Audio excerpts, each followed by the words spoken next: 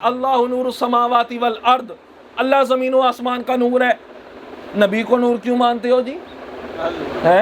حملہ کیا نا، کافروں نے تیار کیا تھا کہ مسلمانوں کے دل سے کسی طرح نبی کی محبت کو نکالو۔ یہ تو اعلیٰ حضرت ہیں جنہوں نے ہمارے ایمان کو بچایا۔ مسلمان پریشان ہو گئے، مسلمان فکر میں مبتلا ہو گئے کہ اب کون ہے جو ان مولویوں کا منہ بند کرے گا، اب کون ہے جو ان کی زبان کو لگام دے گا۔ اللہ تبارک و تعالیٰ نے امت محمدیہ پر یہ احسان کیا، اللہ نے ان سوالوں کے جوابات عطا کرنے کے لیے احمد رضا عطا فرما دیا۔ اللہ تبارک و تعالیٰ کا یہ کروڑ ہا کروڑ احسان ہے کہ اللہ تبارک و تعالیٰ نے اپنے بہت سارے انعامات میں سے ہمیں ایک انعام امام احمد رضا کی صورت میں عطا فرمایا ہے، اور یہ اللہ تبارک و تعالیٰ کا احسان ہے، اس کو ہر انسان مانتا ہے۔ وَلَقَدْ كَرَّمْنَا بَنِي آدم، اللہ تبارک و تعالیٰ نے انسان کو اپنی تمام مخلوقات میں سے افضل بنایا، یہ بھی اللہ کا بہت بڑا احسان ہے۔ اور اس سے بڑا احسان اللہ تبارک و تعالیٰ کا یہ ہے کہ اللہ تبارک و تعالیٰ نے ہمیں آقا کریم صلی اللہ تعالیٰ علیہ وآلہ وبارک وسلم کی امت میں پیدا فرمایا، اور یہ خالق کائنات رب تعالیٰ کا دستور رہا ہے، طریقہ رہا ہے۔ کیا؟ اللہ تبارک و تعالیٰ اپنے بندوں کی رہنمائی کے لیے، بندوں کو سیدھی راہ دکھلانے کے لیے اللہ تبارک و تعالیٰ اپنے نبیوں کو بھیجتا ہے، اور نبیوں کو بھیجتا رہا۔ حضرت آدم علیہ نبینا علیہ الصلوۃ والسلام سے لے کر حضرت عیسیٰ علیہ الصلوۃ والسلام تک انبیاء اس دنیا میں تشریف لے کے آئے تاکہ دنیا کو حق کی راہ دکھلائیں۔ بالآخر آقا کریم علیہ الصلوۃ والسلام کو اللہ تبارک و تعالیٰ نے خاتم النبیین کا صحرا سجا کر اس دنیا کے اندر بھیج کر نبوت کے دروازے کو بند فرما دیا۔ اچھا، گل سمجھ آن رہی کوئی نہیں آن رہی؟ نبی پاک علیہ الصلوۃ والسلام آخری نبی، آپ کے بعد نبی کوئی نہیں۔ جب کوئی بندہ حق کی راہ سے بھٹکے، پہلے اللہ نبی بھیجتا تھا تاکہ وہ حق سے بھٹکے ہوئے لوگوں کو سیدھی راہ پہ لائے۔ اب حضور علیہ الصلوۃ والسلام کے بعد نبی کوئی نہیں۔ سوال یہ اٹھتا ہے اب حق سے بھٹکنے والوں کو رستہ کون دکھائے گا؟ تو اللہ نے یہ جو فریضہ ہے، یہ جو منصب ہے، حضور علیہ الصلوۃ والسلام کے صدقے نبی پاک کی امت کے علماء اور اولیاء کو عطا فرما دیا ہے۔ اب حضور علیہ الصلوۃ والسلام کی امت کے علماء اور اولیاء، جو انبیاء کا کام تھا، جو نبیوں کا کام تھا، اب حضور علیہ الصلوۃ والسلام کی امت کے علماء اور اولیاء وہ کام کریں گے۔ اور اسی کی طرف نبی علیہ الصلوۃ والسلام نے ایک حدیث پاک میں اشارہ بھی فرمایا ہے، العلماء ورثۃ الانبیاء، حدیث پاک ہے، او کما قال علیہ السلام۔ آقا کریم علیہ الصلوۃ والسلام نے ارشاد فرمایا، جو میری امت کے اولیاء ہیں، جو میری امت کے علماء ہیں، وہ انبیاء کے وارث ہیں۔ چونکہ اب نبیوں کا سلسلہ تو ختم ہو گیا، اب نبیوں کا جو کام تھا وہ تھا دین کی تبلیغ کرنا۔ اب وہ جو نبیوں کا کام تھا اللہ تبارک و تعالی حضور کی امت کے علماء اور اولیاء سے لے گا۔ اور اسی بات کا فیضان ہمیں بر صغیر پاک و ہند میں نظر آتا ہے۔ یہاں کوئی نبی نہیں آئے، حضور علیہ الصلوۃ والسلام کوئی نبی نہیں، یہاں حضور علیہ الصلوۃ والسلام تشریف نہیں لے کے آئے۔ بر صغیر کے اندر، پاک و ہند کے اندر نبی علیہ الصلوۃ والسلام تشریف نہیں لے کے آئے۔ اب یہاں سوال اٹھتا ہے، بر صغیر کے اندر کروڑوں کی تعداد میں مسلمان ہیں، حق کی راہ پہ چلنے والے لوگ ہیں۔ سوال یہ ہے کہ حق کی راہ تو انبیاء دکھلاتے تھے، پاک و ہند میں بر صغیر میں اللہ کا نبی تو آیا نہیں، حضور علیہ الصلوۃ والسلام تشریف نہیں لے کے آئے، اتنے مسلمان کہاں سے آئے؟ اگر غور کریں، فکر کریں، اس بات کو سوچیں، فوراً ہمارا ذہن جائے گا داتا علی اجمیری کی طرف، فوراً ہمارا ذہن جائے گا خواجہ معین الدین چشتی اجمیری کی طرف، کہ العلماء ورثۃ الانبیاء، جو علماء ہیں وہ انبیاء کے وارث ہیں۔ انبیاء جو کام کرتے تھے اللہ نے حضور کی امت کے اولیاء حضور کی امت کے علماء سے وہ کام لیا. اور خواجہ معین الدین چشتی اجمیری کے بارے میں آپ سب نے سنا ہے، اکیلے ہیں، کتنوں کو کلمہ پڑھایا؟ 90 لاکھ کو کلمہ پڑھا کر حضور کا غلام بنا دیا. اب اگلی بات، اس سے قابل توجہ بات، جب اتنے مسلمان ہو گئے پاک و ہند میں، بر صغیر میں، اب جو کافر ہیں وہ تو پریشان ہوں گے، وہ تو پریشان ہوں گے کہ مسلمان تعداد کے اندر زیادہ ہو رہے ہیں. جب مسلمانوں کی تعداد زیادہ ہوگی، مسلمان مضبوط ہوں گے. اب کفار نے یہ سوچا کوئی ایسا حربہ استعمال کیا جائے، کوئی ایسا طریقہ استعمال کیا جائے کہ جو مسلمان ہیں ان کو کمزور کیا جائے. ایک نے تجویز دی، کہنے لگا مسلمانوں کے خلاف جو ہے نا جی قتال کا اعلان کیا جائے، قتل و قتال کا، جنگ کی جائے. دوسرا اٹھا کافر، اس نے کہا بھئی نہیں، یہ درست نہیں ہے تیری پلاننگ. وجہ پوچھی گئی، اس نے کہا بدر کا مقام نہیں دیکھا؟ مسلمان اگرچہ کم تھے، مسلمان اگرچہ تھوڑے تھے، تعداد میں کم تھے، ایمان میں زیادہ تھے، ایمان میں مضبوط تھے. کہنے لگے قتل و قتال کے ذریعے، جنگ کے ذریعے ایمان والوں کو، مسلمانوں کو شکست نہیں دی جا سکتی، لہذا مسلمانوں کو کمزور کرنے کے لیے کوئی اور طریقہ ڈھونڈا جائے. ایک اور نے غور و فکر کی، کہنے لگا مسلمانوں کے اندر، اٹھ کے اس کا بھی رد کر دیا، کئی فحش گوئی یہ کوئی کفر نہیں ہے، یا فحش کام کرنا یہ کوئی کفر نہیں ہے. اس سے اللہ غفور رحیم ہے، اللہ معاف فرمانے والا، کہتا ہے مسلمانوں کا رب تو معاف کر دے گا، اس سے بھی ایمان والے کمزور نہیں ہو سکتے، کوئی اور حربہ استعمال کیا جائے. تیسرا حربہ، تیسرے نے مشورہ دیا کافر نے، اس نے کہا ایک ہی صورت ہے، یہ فاقہ کش جو موت سے ڈرتا نہیں، روح محمد اس کے بدن سے نکال دو. کہنے لگا ایک ہی طریقہ ہے کہ ہم مسلمانوں کو کمزور کر سکتے ہیں. پوچھا گیا بتا بھئی وہ کون سا طریقہ ہے، تیرا بھی سن لیتے ہیں. اب اس نے جو طریقہ بتایا یہ سنیے. اس نے کہا مسلمانوں کو کمزور کرنے کا سب سے جو بہترین طریقہ ہے وہ یہ ہے کہ مسلمانوں کے دل سے ان کے نبی کی محبت کو نکال دیا جائے. جب مسلمان اپنے نبی سے محبت کرنا، اپنے نبی سے چاہت اور الفت کرنا چھوڑ جائیں گے، مسلمان کمزور ہو جائیں گے، مسلمان کمزور ہو جائیں گے. اب اس کا مشورہ جو ہے نا اس کو قبول کیا گیا. اب کفار نے یہ پلاننگ کی کہ اس مشورے پر عمل کیسے کیا جائے، حضور کی محبت کو مسلمانوں کے دلوں سے کیسے نکالا جائے. پھر اس پہ مشورہ ہوا. مشورہ کیا طے پایا؟ مشورہ یہ طے پایا، کہنے لگے کچھ لوگوں کو تیار کیا جائے، بظاہر وہ مسلمان لگیں، ان کا حلیہ مسلمانوں کی طرح ہو، بظاہر دیکھنے والا یہ سمجھے یہ بہت بڑا عالم ہے، بہت بڑا مفتی ہے اور بہت بڑا جناب علامہ ہے، دیکھنے والا یہ سمجھے. کفار نے مولوی تیار کیے، کفار نے مولوی تیار کیے. کس لیے؟ اس لیے کہ ان کو ڈالر دیں، ان کو رقم دیں، مال و دولت دیں اور ان کو تیار کر کے مسلمانوں کے خلاف استعمال کیا جائے. اور مسلمانوں کے خلاف ان کو استعمال کیا گیا. کس طرح؟ کفار نے اپنے منصوبے کے تحت لوگوں کو تیار کیا، مولوی بنایا، مسلمانوں کے اندر وہ گھل مل گئے. جب مسلمانوں نے، مثلا میں آپ کو بیان کر رہا ہوں، خطاب کر رہا ہوں جی، اب میں جو بات کر رہا ہوں آپ اس کو سن رہے ہیں، ٹھیک ہے جی، کچھ ایگری کریں گے، کچھ ڈس ایگری کریں گے، کچھ اس کو قبول کریں گے، کچھ قبول نہیں کریں گے، مگر قبول کرنے والے بندے بھی موجود ہوں گے. اب بات یہ ہے کہ اگر میں کوئی غلط کام کروں یا غلط بات کہوں، پھر بھی کوئی اٹھے گا میری تائید کرے گا، کوئی اٹھے گا کہے گا نہیں تو نے غلط بات کی ہے. مگر ایک آدھ بندہ غلط بات کی بھی تصدیق کر سکتا ہے. کیوں؟ وہ کہے گا یار یہ مولوی صاحب ہیں، یہ جھوٹ تھوڑی بول دیں انہیں، ٹھیک ہے، وہ میری بات کو مان لے گا. اب کفار نے جو سازش کی، جو مولوی تیار کیے، جن کو مال و دولت دیا، اب انہوں نے کیا کیا؟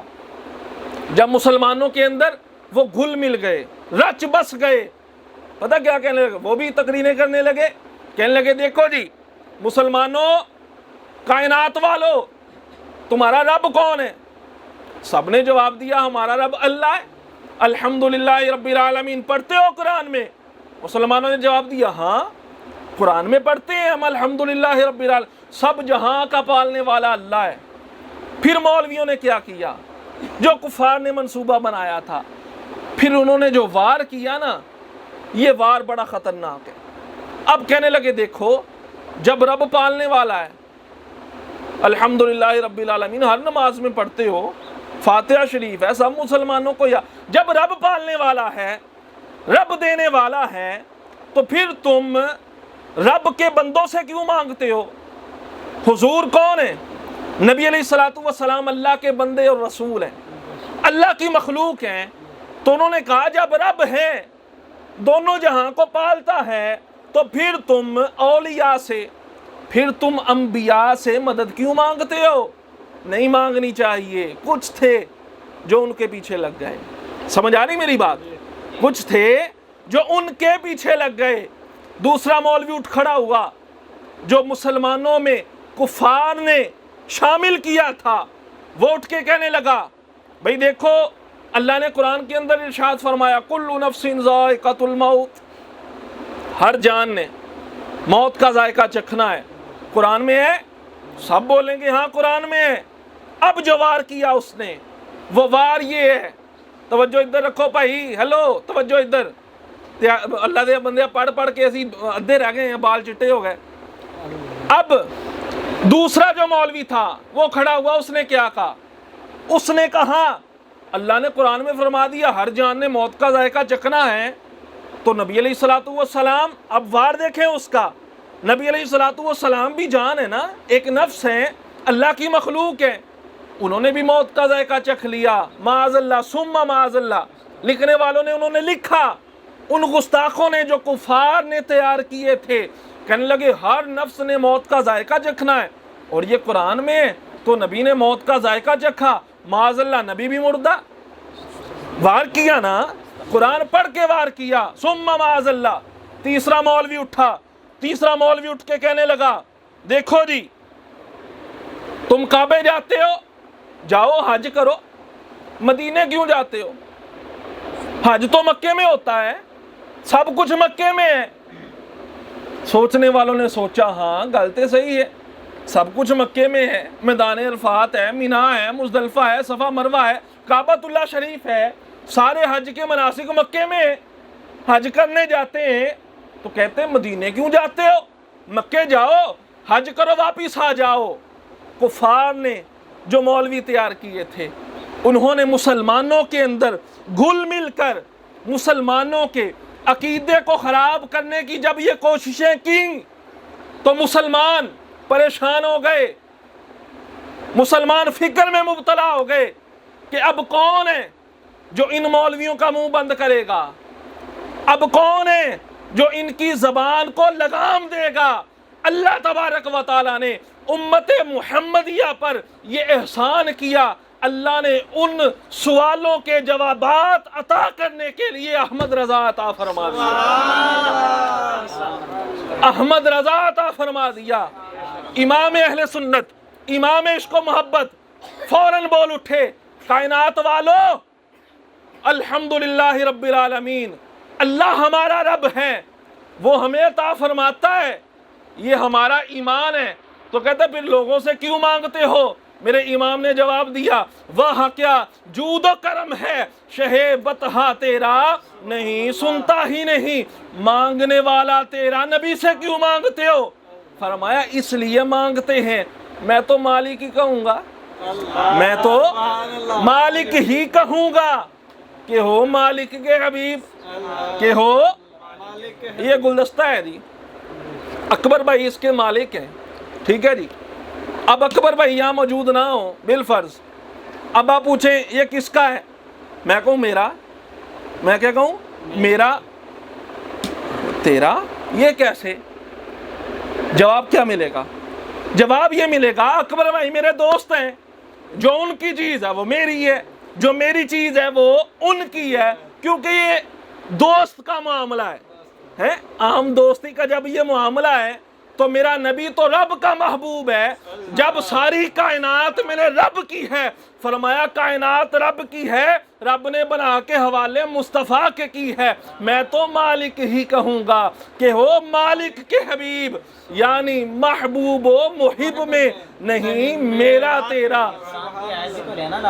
وما آتاکم الرسول فخذوہ، وما آتاکم الرسول، مطلب قرآن کی مختلف آیات ہیں۔ اب بندہ ہر اعلیٰ حضرت کا ایک ایک شعر جو ہے نا، ایک ایک شعر اعلیٰ حضرت کا، اس میں قرآن و حدیث کی، جناب قرآن کی اتنی آیتیں ہیں، سرکار کی اتنی حدیث ہیں۔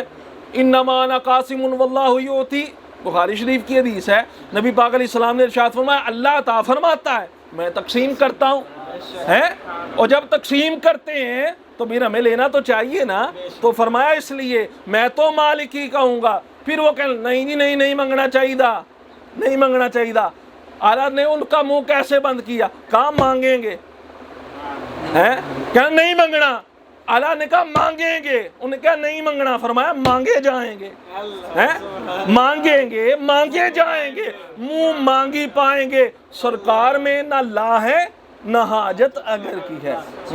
اللہ تبارک و تعالیٰ نے امام اہل سنت جیسا تحفہ امت مصطفیٰ کو عطا فرما کے بہت بڑا احسان کیا تھا۔ پھر لوگ کہنے لگے حج پہ جاتے ہو، مکے چلے جاؤ، حج کر کے واپس آ جاؤ، کیڑی لوڑ ہے مدینے جان دی؟ اللہ اکبر۔ میرا امام اٹھا، امام احمد رضا، امام عشق و محبت، امام غیرت، شاہ امام احمد رضا خان بولے ان کے طفیل، ان کے طفیل، اور فرمایا اگر مصطفیٰ اس دنیا میں نہ آتے، تم جس کعبہ کی بات کرتے ہو نا، نہ وہ کعبہ ملتا نہ وہ کعبے والا خدا ملتا۔ فرمایا ہم تو حج کرنے کیوں جاتے ہیں؟ امام اہل سنت نے فرمایا ان کے طفیل، حضور کے طفیل، ان کے طفیل، حج بھی خدا نے کرا دیے۔ اصل مراد، اصل مراد حاضری اس پاک در کی ہے۔